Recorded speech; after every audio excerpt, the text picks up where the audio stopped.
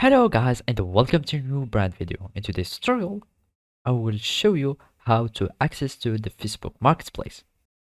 So now the first thing that you will need to do is to open your web browser. Either it was Mozilla Firefox, Microsoft Edge or Google Chrome or any web browser. After that, you will need to go to facebook.com in the URL and click enter.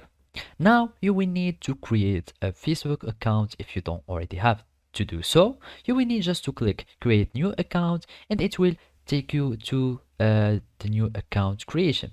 So basically all you need to do is to fill in all this information and then you will click on sign up. After that, you will have your Facebook account that will be created successfully.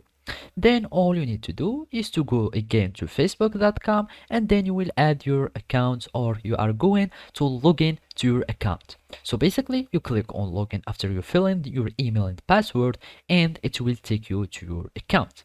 And now the last thing to do is to go to the marketplace and now all it remains to do again is to follow these simple steps.